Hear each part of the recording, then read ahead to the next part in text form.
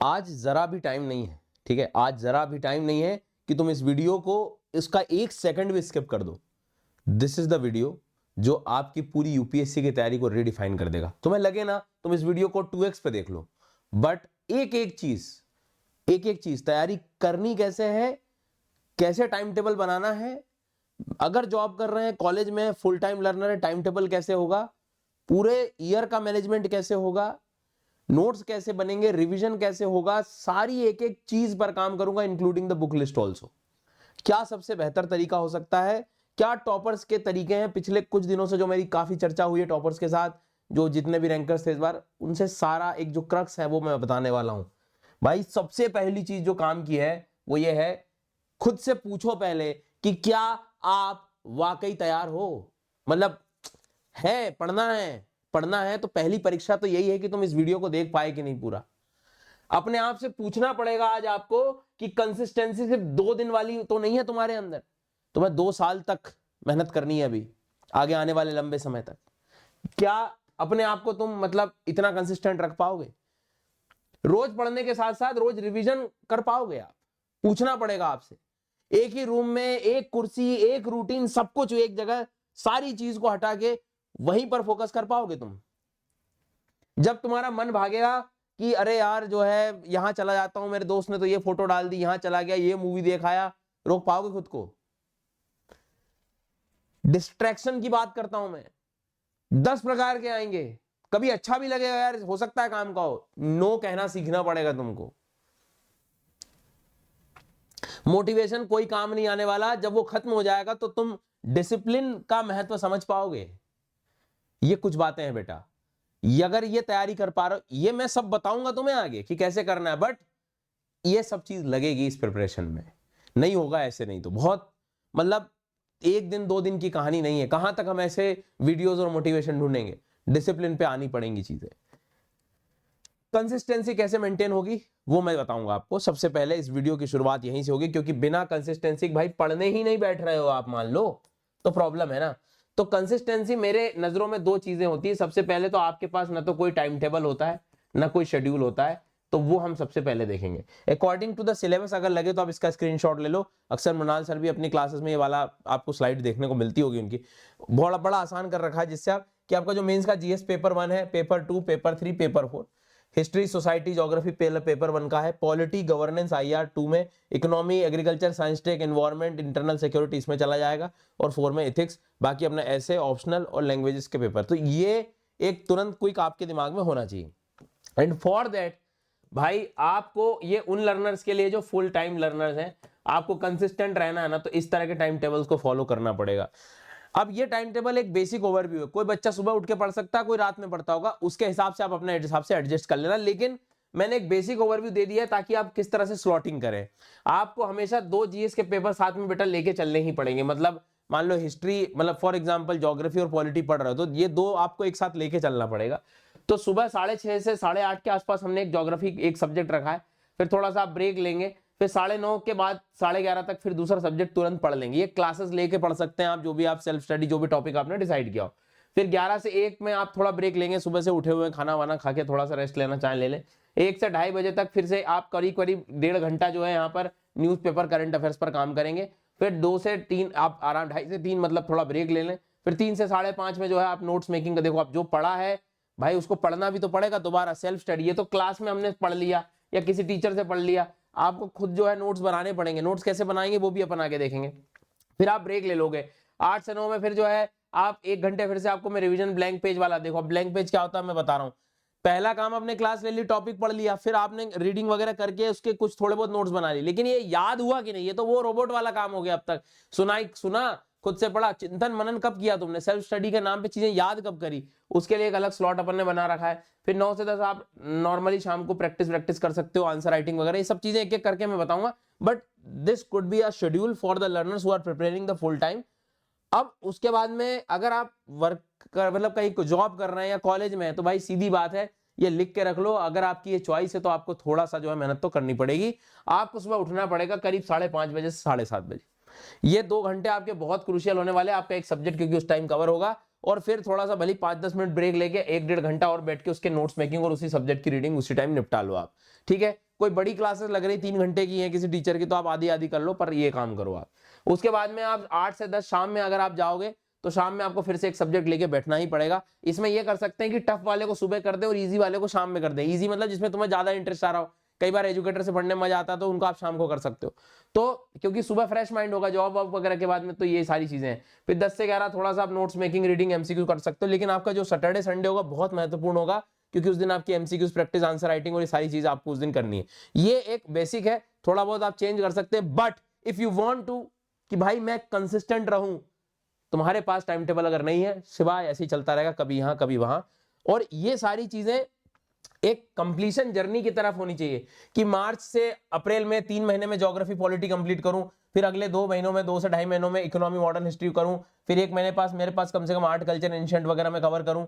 मतलब ये ऊपर नीचे हो सकता है, 15-20 दिन या आधा महीना, 1 महीना आप आगे बढ़ा सकते हो। ये दिसंबर मैंने रखा इसलिए कि आप जनवरी फरवरी तक जो है आगे बढ़ा सकते हैं। ध्यान रहे, इधर सितंबर के बाद से आपको ऑप्शनल ऐड करना चाहिए। सितंबर, अक्टूबर, नवंबर, दिसंबर, 4 महीने में कम से कम आप ऑप्शनल कवर करें अपना। ये उन बच्चों के लिए जो सेल्फ पढ़ रहे हैं, सारी चीजें कर रहे हैं, क्योंकि अब आपके सामने दिख रहा है इतना सारा मैनेज करना, साथ में ये टाइम टेबल मैनेज करना। इसीलिए जनरली अनअकैडमी के सब्सक्रिप्शन सबसे बेस्ट होते हैं, क्योंकि एक बार सब्सक्रिप्शन लिया, अपने हिसाब से सारे एजुकेटर्स की जो क्लास देखनी हो सब्जेक्ट वाइज शुरू कर सकते हो। आपको लग रहा है ज्योग्राफी पढ़ना है, पॉलिटी पढ़ना है, आप मेरी क्लास स्टार्ट कर दो और पॉलिटी वाले एजुकेटर्स की क्लास चालू कर दो। अगले 2-3 महीने में खत्म करके आप, मतलब अपनी इच्छा के अनुसार आप पूरा फ्लेक्सिबल हो। एक सब्सक्रिप्शन पुराने नए सारे बैचेस आपके लिए ओपन कर देता है। ऐसा नहीं कि सिंपल एक बैच में आपने एनरोल किया तो बस उसी की क्लास ले पाओगे, सारी क्लास ले पाओगे। और सबसे बड़ी बात 17,999 सबसे लोवेस्ट प्राइस, मतलब जिसमें लर्नर सबसे ज्यादा डिमांड होती है इस ऑफर की अनअकैडमी की। और इस बार जो ऑल इंडिया रैंक 1 है अनुज अग्निहोत्री जी, वो भी ऑनलाइन क्लासरूम प्रोग्राम का पार्ट रहे। So the level of content, the level of, मतलब आप एजुकेटर्स की मेहनत को जो है आप यहां पर देख सकते हैं। ऑनलाइन क्लासरूम प्रोग्राम का मतलब है जिन्होंने ऑनलाइन सब्सक्रिप्शन परचेज किया हो अनअकैडमी के द्वारा। अब ये ऑफर तुमको अवेलेबल हो जाएगा by using this code SGYT10, नीचे आपको मिल जाएंगी। मैं कह रहा हूं चाहे वो फिर प्रीलिम्स हो चाहे मेंस हो, पूरा फाउंडेशन से, मतलब हम लोग फेमस ही है भाई साहब फाउंडेशन को बेस्ट बनाने के लिए। तो फाउंडेशन के साथ आपका सारी जितनी भी आंसर राइटिंग तक की कंडीशन है सब कुछ बढ़िया हो जाएगी। न्यूज़पेपर से लगा के सब कुछ, बस एक स्टार्ट कर सकते हैं। क्योंकि मैंने आपको बताया बेटा, ये शेड्यूल और ये सारी चीजें मैनेज करना बड़ा कठिन हो जाएगा कई बार। कैसे पढ़ेंगे हम लोग? हमें मालूम है कि आप जब आओगे तो बिल्कुल शून्य लेवल से आते हो कि भैया चलो ठीक है, मैं तो बिल्कुल सर के भरोसे आया हूं, बिल्कुल जीरो से उठाएंगे, कॉन्सेप्ट की लर्निंग कराएंगे, वीकली क्विजेस होगा, आप आराम से सारी चीजें आंसर राइटिंग वगैरह भी करोगे और प्रॉपर बीच में क्विजेस भी हैं। अलग से कोई मेन सेपरेट कोर्स की जरूरत नहीं पड़ेगी, क्योंकि चूंकि ये फाउंडेशन से मेन आंसर राइटिंग तक की ऐसा पढ़ाया जाता है अनअकैडमी पे, तो आपको अलग से कुछ नहीं करना है, सब कुछ तैयार हो जाएगा। तो ये सारी कहानी है, नए बैचेस चालू हो रहे हैं, तुरंत आप सब्सक्रिप्शन ले सकते हैं, लिमिटेड पीरियड ऑफर है। और अगर कल को आप बाद में वीडियो देख रहे हैं तो एक बार लिंक जरूर चेक कर लीजिएगा, उसमें आप लोगों को जो है थोड़ा सा आइडिया लग जाएगा कि भाई कहां पर क्या चीजें हैं। अब बात करेंगे हम लोग नोट्स मेकिंग की, भाई कहानी जो है नोट्स मेकिंग की कहां तक पहुंची। तो देखो नोट्स मेकिंग में सबसे पहले, ये मैं कई बार आपको बता चुका हूं कि ये जो कॉर्नर नोट्स टेक्निक है बड़ी काम आती है भाई साहब।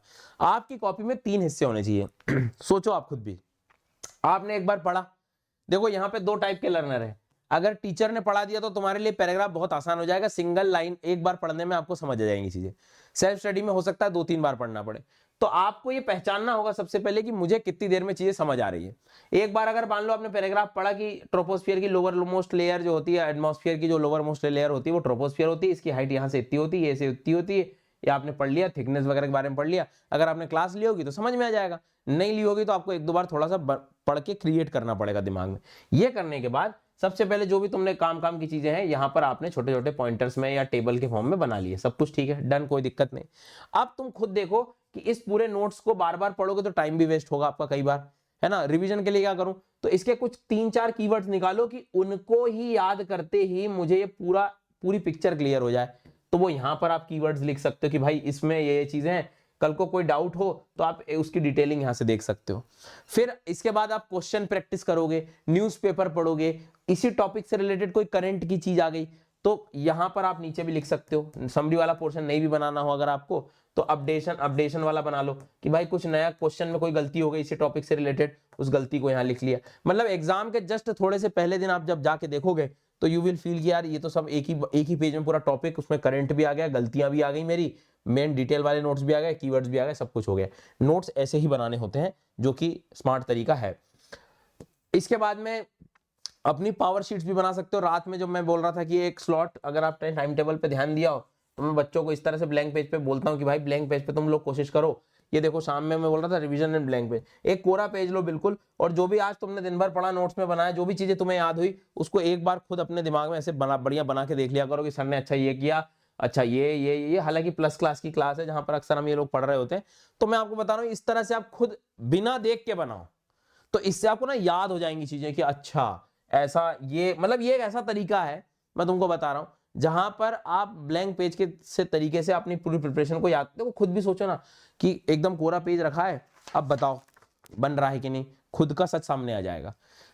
80% भी बन गया तो बहुत अच्छी बात है, 20% तुम्हें कम से कम पता लग गया कहां गलती है, उस पर तुम ध्यान दे देना, आप ऐसा कर लो बढ़िया से, ठीक है। अब बात आती है डिस्ट्रैक्शन कैसे करें। देखो भाई डिस्ट्रैक्शन को हटाने का सबसे बढ़िया तरीका है आपको नो कहना आना होगा। अब नो हम क्यों कहते हैं, एक तो क्या होता है कि एक पीयर प्रेशर होता है कि यार वो उसको बुरा ना लग जाए, है ना। उसको बुरा ना लग जाए का मतलब ये है कि मान लीजिए कि कोई मित्रगण आए भैया घर में, ठीक है, उन्होंने कहा कि यार चलो आज वहां चलते हैं, तो हम कई बार जो है हाँ कर देते हैं इस बारे में कि यार जबकि पढ़ना था मुझे, तो भैया बुरा ना लग जाए, अब क्या करें, तो चले जाते हैं हम लोग, पहली चीज। अब ये हो सकता है रिलेटिव्स भी हो सकते हैं, भाई किसी की शादी हो गई, ये हो गई, अरे यार बुरा ना लग जाए उनको, उनने कहा है तो ऐसे, तो उन्हें बुरा ना लग जाए इसलिए मैं अपनी प्रिपरेशन दाव पे लगा देता हूँ। थोड़ा सा मैं हो सकता है ज्यादा कठोर हूँ, लेकिन देखो सत्य है वो, आपको पता है अगर अपना नुकसान हो रहा है, पढ़ाई का 2 साल तो लिए हैं अपने ढंग से पढ़ने के लिए, तो उसमें उसमें मतलब नो बोलना पड़ेगा। आप एक बात क्लियर रखो, अगर वो मेरे सच्चे दोस्त हैं, सच्चे मित्र हैं, रिश्तेदार हैं, तो वो मेरा बुरा क्यों चाहेंगे भाई, जब अगर मेरे को वो तो चाहेंगे ना कि ये पढ़ाई करे, तो अगर सच्चे हैं तो आज हैं तो वो 2 साल बाद भी रहेंगे मेरे साथ, उन्हें ये स्थिति समझना होगा। अगर तुम इतना सोच समझ सकते हो कि उन्हें बुरा ना लग जाए, तो उन्हें भी समझना हो। मेरा मतलब यहां पर यह है कि ये सब आपके ही हैं, कहीं नहीं जाएंगे, आगे फिर आ जाएंगे, टेंशन मत लो। अभी फिलहाल 2 साल अपने को अपने पे ध्यान देना और नो कहना सीखना है। इसको आप जिस रेफरेंस में भी लेना चाहें, मेरा बस यहां पर यह कहने का मतलब है कि जब आपको लगे कि मेरा जो आज का शेड्यूल है वो डिस्टर्ब हो जाएगा किसी कारणवश, देखो इमरजेंसी अपनी जगह है, तो आपको नो कहना सीखना होगा, क्योंकि शाम को एट द एंड सोने से पहले तुमको खुद को जवाब देना पड़ेगा भैया, ठीक है। तो ये चीज आप लोग ध्यान रखें। रिवीजन स्ट्रेटेजी का मैंने आपको तरीका बता दिया कि शाम को बैठ के आपको एक ब्लैंक पेज लेना है, ठीक है, और इसके पहले आपका एक नोट्स बन चुका है, शॉर्ट नोट्स, है ना, शॉर्ट नोट्स बना चुके हो आप, पूरी मेहनत कर चुके हो। शॉर्ट नोट्स कब बने थे, जब रीडिंग कर चुके थे। रीडिंग कब करी, जब टीचर ने पढ़ा चुके थे आपको। शाम को आधा घंटा बैठ के दिन भर तुमने क्या पढ़ा उसको ब्लैंक पेज में एक बार लिख के देख लो, कीवर्ड्स ही देख लो। तो एक तो ये हो गया ये, लेकिन 24 घंटे के अंदर ही हो जाना चाहिए। जैसे आज क्लास ली तो आज का आज शाम को ये करके सो, और उसके बाद में ये वाला जो पोर्शन है आपका, ये इसको संभाल के रखो। बार बार बीच में लगता है 1 महीने बाद देखना है, 2 महीने बाद देखना, वो ठीक। बट अगर ये जिस बच्चे ने ब्लैंक पेज वाला काम संभाल लिया ना, मैं कह रहा हूं मतलब जो भी पढ़ा आप अपने शब्दों में लिख के देख लो, सच्चाई तुम्हें पता लग जाएगी। और मैं कह रहा हूं हजारों हजारों बच्चों को इस चीज का बेनिफिट हुआ है, और अभी कमेंट में लिख के भी बता देंगे कई बच्चे तो। अब आती बात करंट अफेयर्स की, कैसे करें सर। देखो भाई करंट अफेयर्स का सीधी बात है, आप अगर करंट अफेयर्स का कोई भी सिलेबस के साथ मैच नहीं करा पा रहे हैं तो वो कोई फायदा नहीं है। उदाहरण के तौर पे मान लो फॉर एग्जांपल कि कोई वाटर मैनेजमेंट को लेकर या कोई साइक्लोन को लेकर कोई न्यूज आती है, और न्यूज आती है उसमें गवर्नमेंट जो है कोई अच्छा इनिशिएटिव लेती है। अब आप पढ़ के उसको छोड़ दिया नहीं, आपको नोट डाउन करना पड़ेगा। आपको पता होना चाहिए कि ये वाला करंट अफेयर्स मेरे सिलेबस में कहां जाएगा। तो जैसे मान लो वाटर मैनेजमेंट का, तो भाई ये जीएस पेपर 1 में भी आ सकता है और जीएस पेपर 3 में भी आ सकता है। दोनों में आपको इसके क्वेश्चन मिलते हैं वाटर मैनेजमेंट के, एनवायरमेंट पर्सपेक्टिव से भी, ज्योग्राफी पर्सपेक्टिव से, तो वहां पे आपको ये यूज हो जाएगा। तो आपके जो नोट्स बनेंगे वो सब्जेक्ट वाइज तैयार हो, करंट भी उसके साथ ही अलाइंड होना चाहिए। तो जब भी आप पढ़ो तो अपने आप से पूछो कि ये करंट जो है वो कहां पर जाके अप्लाई हो रहा है। अगर वो तुम सीख गए तो तुम्हारा काम बढ़िया हो जाएगा। जैसे अर्ली वार्निंग सिस्टम्स डेवलप किए गए, अर्ली वार्निंग सिस्टम डेवलप किए गए साइक्लोन के लिए, तो हमें मालूम है जीएस पेपर 3 में डिजास्टर मैनेजमेंट आता है, आपदा का प्रबंधन आता है, तो वहां ये यूज हो जाएगा, ठीक है। ज्योग्राफी के पेपर में ये यूज हो जाएगा। तो आपको ध्यान रखना होगा कि करंट अफेयर जब भी पढ़ो तो आपको पता हो कि ये कहां जाके लगेगा। अब चूंकि आप नए बच्चे हैं, करंट अफेयर्स कैसे कवर करेंगे, तो स्टेप नंबर 1 सबसे पहले तो आप अपने जीएस के सब्जेक्ट फाउंडेशन स्ट्रॉन्ग करें, ज्योग्राफी, पॉलिटी, इकोनॉमी और हिस्ट्री, 4 सब्जेक्ट सबसे पहले करना है। ये सब्जी रोटी दाल चावल है भैया सबसे पहले। अब चूंकि ये इसमें आपके 5 से 6 महीने जा सकते हैं, तो 5 से 6 महीने हो सकता है आपको बहुत दिक्कत हो समझने में क्या चल रहा है करंट अफेयर्स, बेसिक नहीं पता है।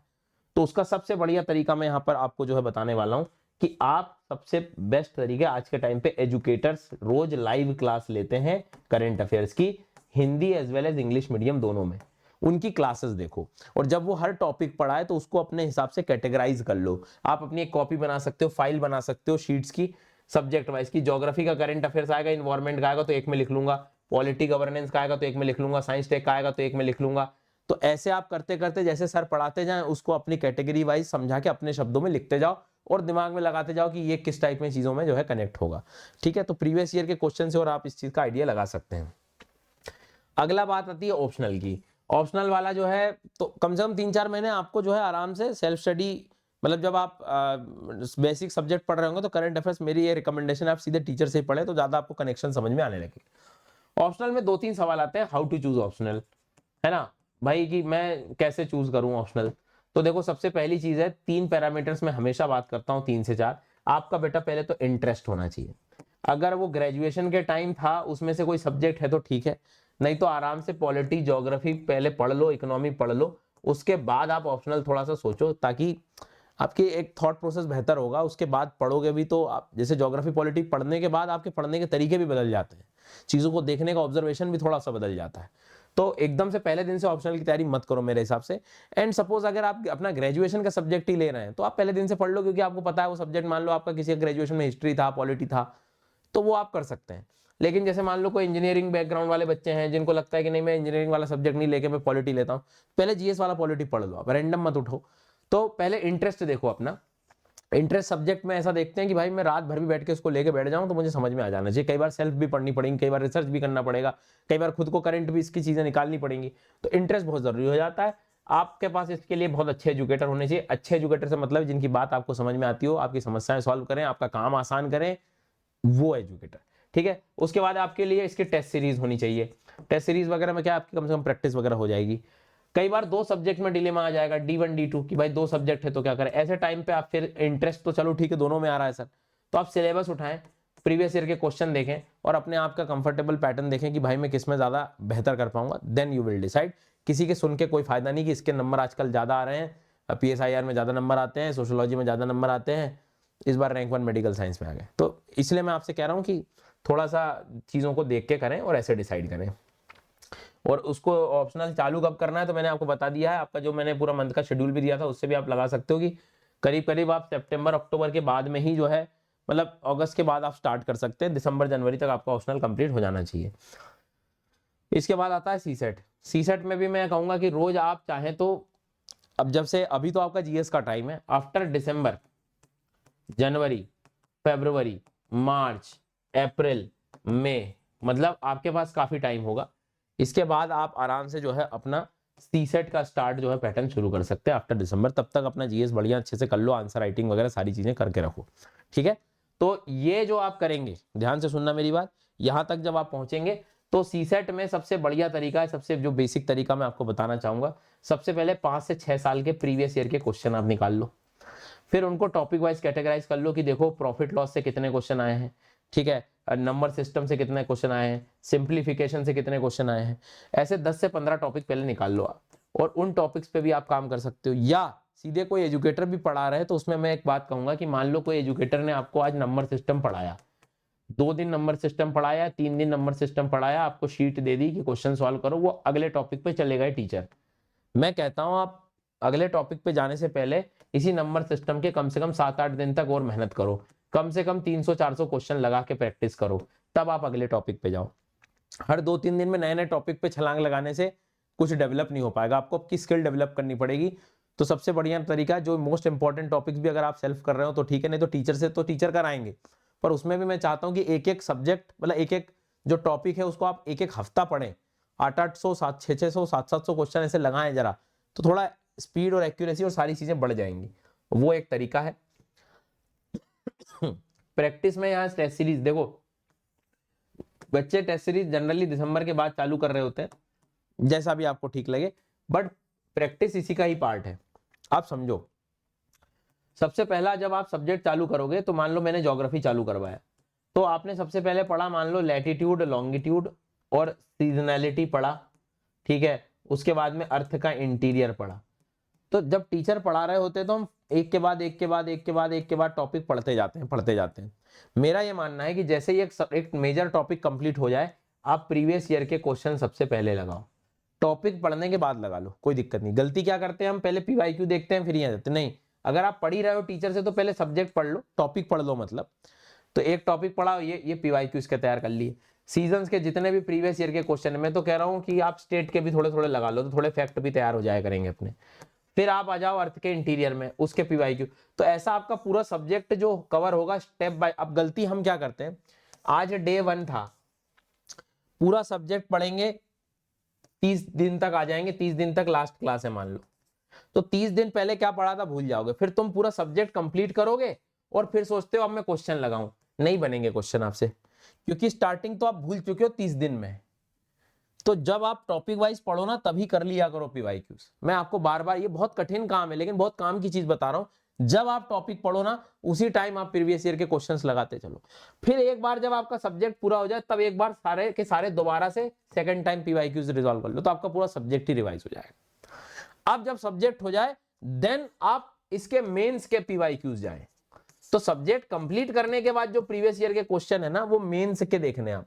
हम सोचते हैं लैटिट्यूड लॉन्गिट्यूड कर दूं और मेंस के क्वेश्चन कर लूं, भाई नहीं मिलेंगे क्वेश्चन। तो क्वेश्चन पूरा डायनेमिक स्तर का आ रहा है, मेंस पूरे सब्जेक्ट का नॉलेज चाहिए। पहले दिन से आंसर राइटिंग की शहनाई बजा के कुछ नहीं है, लोग इसी का फायदा उठा रहे हैं तुम्हारे साथ। फाउंडेशन ठीक करो। तो स्टेप नंबर 1 होगा टॉपिक पढ़ो, टॉपिक का प्रीवियस ईयर क्वेश्चन लगाओ एमसीक्यू वाला, सब्जेक्ट कंप्लीट करो, देन फिर से आप पूरे पीवाईक्यू दोबारा लगाओ। तो 2 बार पीवाईक्यू हो गए आपके। सब्जेक्ट कंप्लीट होने के बाद फिर आप अपने मेंस के क्वेश्चन पर काम करो, फिर उससे अपने आंसर्स बनाओ, क्योंकि सब्जेक्ट आपका पूरा दिमाग में आ चुका है, तब आप ये कर सकते हैं। तो जैसे ही 1-2 महीने में आपके सब्जेक्ट कंप्लीट हो जाएंगे, आगे के आप जब सब्जेक्ट पढ़ोगे तो पुराने के आप आंसर राइटिंग करते चलो, तो आप ये भी काम कर सकते हो। आंसर राइटिंग फर्स्ट डे से तो नहीं होगी ना, आप कह रहे हो 2 महीने तक वेट करना पड़ेगा, क्योंकि 2 महीने में ज्योग्राफी पॉलिटी खत्म होगा, उसके बाद जाकर हम आंसर राइटिंग करेंगे। तो आपने इकोनॉमी पढ़ना शुरू किया और दूसरा सब्जेक्ट चालू किया, उसके बाद आपने जो है साथ में पैरेलली ज्योग्राफी की आंसर राइटिंग भी चालू कर दी, ठीक। मैं कहता हूं 2 महीने भी वेस्ट क्यों करो आप। रोज जो न्यूज़पेपर आता है, कोई भी एक आर्टिकल उठाओ, ठीक है, कोई भी जो तुम्हें अच्छा लग रहा है। आज ऐसा लगा कि कोई हेल्थ पे कोई आर्टिकल आया, 2 रीडिंग लगाओ बढ़िया से। तीसरी रीडिंग में ये देखो कि कौन कौन से कीवर्ड्स काम के हैं, और उसको अपने शब्दों में लिखने की कोशिश करो। फिर पहले दिन हो सकता है 1 लाइन में लिखते बने, लेकिन दूसरे दिन फिर खड़े हो जाओ, 2 लाइन लिखोगे, तीसरे दिन फिर खड़े हो जाओ, 3 लाइन लिखोगे। भाई 10 दिन खड़े हो, 10 दिन में तुम 10-15 लाइन लिखना सीख जाओगे। जो बेसिकली आंसर राइटिंग में यही है कि जो तुम्हें आता है उसे तुम पेपर पे लिख पा रहे हो कि नहीं विद इन टाइम फ्रेम। तो सबसे बढ़िया काम है कि जब आप रीडिंग करो कोई भी, अभी 1-2 महीने ऐसे स्किल बढ़ा सकते हो, आंसर राइटिंग ऐसे खुद भी सीख सकते हो कि एक आर्टिकल पढ़ा, उसको अपने शब्दों में लिखना है। एक रीडिंग में तो समझ में आएंगी चीजें, दूसरी में आप वर्ड्स पकड़ो कि कौन कौन से वर्ड्स में लिख सकता हूँ, यूज कर सकता हूँ, ये चीजें आपको सीखनी होंगी। और सब्जेक्टिव आंसर राइटिंग के लिए जब भी आप पढ़ो, तो प्लीज एनसीईआरटी हो, बुक हो, ये सब आपको रीड करनी पड़ेगी। रीडिंग बहुत जरूरी है, बिना उसके काम नहीं चलेगा। अब मैं कुछ रिसोर्सेज आपको बताने वाला हूं, जैसे ज्योग्राफी के लिए no doubt class 11th 12th की एनसीईआरटी बहुत ज्यादा जरूरी है, फिजिकल ज्योग्राफी की और इंडियन ज्योग्राफी की। मेरी किताब भी आती है फिजिकल ज्योग्राफी की, वो भी आप रेफर कर सकते हैं बढ़िया से, नीचे इसके लिंक वगैरह भी मिल जाएगी। इंडियन ज्योग्राफी के लिए भी क्लास 11th आपके लिए बहुत ज्यादा जरूरी होगी, ठीक है। क्लास 11th कह रहा हूं मैं for the physical geography and Indian. 12th में ह्यूमन इकोनॉमिक ज्योग्राफी वाला पार्ट है, वो आप थोड़ा बहुत देख सकते हो, स्पेशली पॉपुलेशन वाला पार्ट हो गया, ठीक है, एग्रीकल्चर वाला कुछ पोर्शन हो गया। ये 2-3 टॉपिक अक्सर आते हैं, including the world minerals also. फिर मेरी मैपिंग की जो क्लासेस होती है इसी यूट्यूब चैनल पर है, प्लीज जाओ देखो। मतलब लगभग सभी जितने भी बच्चे हैं तैयारी करते हैं वो देख रहे होते हैं, तो आप इसका भी बेनिफिट ले। एटलस वेटलस की जरूरत नहीं पड़ेगी, सब कुछ यहीं करा दूंगा मैं। ऑप्शनल लेवल का भी अच्छा खासा पूछते हैं, तो आप कम से कम अनुभवी शिक्षक से पढ़ेंगे तो आपको दिक्कत नहीं होना है आपको, नहीं तो 1-2 साल ऐसे समझ चला जाएगा। इन्वायरमेंट में भी प्रोटेक्टेड एरिया वाली जो सीरीज चलती है वो आपको करना है, ठीक है। लेकिन हर बार पॉल्यूशन क्लाइमेट चेंज से क्वेश्चन आते हैं, तो इसके लिए आपको न्यूज़पेपर रेफर करना ही है, या तो आप जो टीचर से पढ़ेंगे वो बढ़ा देंगे। इसी चैनल को सब्सक्राइब कर लेना, साल में एक वीडियो बनाता हूं मैं, सिंगल वीडियो, जिसमें सारे करंट अफेयर्स पॉल्यूशन से रिलेटेड और सारी चीज़ें कवर करता हूँ। अभी भी स्टेप बाय स्टेप नीचे आप एक बार एक्सप्लोर कर लो, बहुत सारा कंटेंट इन्वायरमेंट का भी आपको मिल जाएगा। लॉज एग्रीमेंट भी आपको जो है, जो अगर सेल्फ पढ़ रहे हैं तो आपको पूरे PYQ से आइडिया लग जाएगा वो आप करना है। उसके बाद में क्लास 11th 12th में जो बायोलॉजी वाली, उसमें स्पीशीज स्टैटिक के कुछ पोर्शन है, वो भी आप थोड़ा बहुत रेफर कर सकते हैं। पॉलिटी के लिए हम कहते जरूर है कि लक्ष्मीकांत वगैरह, लेकिन अब चीज़ें थोड़ी सी जो है, तो मैं ये रिकमेंड करूंगा आप एक्सपीरियंस टीचर से पढ़ें। कुछ ऊपर नीचे छोटी मोटी चीज़ें जो है वो आपको बहुत अच्छे से बता देंगे। करंट अफेयर्स में थोड़ा PIB का सपोर्ट ले सकते हैं, press information bureau. India year book आपको पढ़ना ही पढ़ना है। न्यूज़पेपर इसमें बहुत अच्छे से आपको रखना पड़ेगा ताकि आप मेंस के आंसर्स वगैरह बेहतर लिख पाओ। एनसीईआरटी में RS शर्मा वगैरह एंशिएंट के लिए यूज करते हैं, नहीं तो एनसीईआरटी एंशिएंट के लिए बहुत ज्यादा महत्वपूर्ण है, मेडिवल के लिए भी, और मॉडर्न में स्पेक्ट्रम किताब लेते हैं। बाकी फ्री अनअकैडमी पर आरती मैडम, प्रतीक सर की जो क्लासेस हैं वो भी आप लोग देख सकते हो। कोचिंग नोट्स रेफर करेंगे for the post independence and for the world history. Coaching notes भी आप कर सकते हैं, मतलब जो भी आप, क्योंकि थोड़ा काम आसान हो जाएगा यार उसमें, है ना, परेशान होने से अच्छा है कि इकोनॉमी में मृणाल सर के आप फ्री क्लासेस, उनकी चैनल्स को भी जो है सब्सक्राइब करके बहुत सारी चीज़ें कर सकते हैं। फॉर द करंट अपडेट्स उनकी जो विन सीरीज आती है उनसे भी आप लोग पढ़ सकते हैं, ठीक है। तो ये हो गया। बाकी अदर सब्जेक्ट्स में जैसे साइंस टेक के लिए तो भाई न्यूज़पेपर बहुत ज़्यादा जरूरी है। अनअकैडमी ने भी आप लोगों के लिए PT 725 जो है 730 सॉरी 730 जो है 730 जो है वो मैगजीन्स निकाल दी हैं, जो पूरा आप नीचे से 2 साल का करंट अफेयर्स डाउनलोड कर सकते हो, ठीक है। मतलब आसान हो जाएगा काम आपका, स्कैन कर लो भले ही तुमको लगे तो ये, ठीक है। तो उसके बाद में IRIS के लिए भी अनअकैडमी का जो डेली न्यूज़ एनालिसिस है वो पढ़ सकते हो आप। द हिंदू न्यूज़पेपर से चीज़ें कवर हो जाएंगी। कुछ सब्जेक्ट्स में आप ये सोशियोलॉजी के लिए किताब NCERT की भी यूज़ कर सकते हो, जी हाँ। उसके बाद में Lakshmikant book for the governance. मैं आपको फिर वही कहूँगा कि कुछ चीज़ें आप टीचर से पढ़ेंगे तो ज़्यादा ठीक है। अननेसरी सेल्फ स्टडी के नाम से 1-2 सब्जेक्ट उठा के पढ़ूँ कि मैं तो ज्योग्राफी सेल्फ कर लूँगा, ये कर लूँगा, और भी बहुत सारे सब्जेक्ट्स होते हैं, आंसर राइटिंग होती है। So need of the hour है, वन ऑफ द मोस्ट, जिसको आप कह सकते हो कि अफोर्डेबल सब्सक्रिप्शन है विद मोस्ट एक्सपीरियंस टीचर्स के साथ।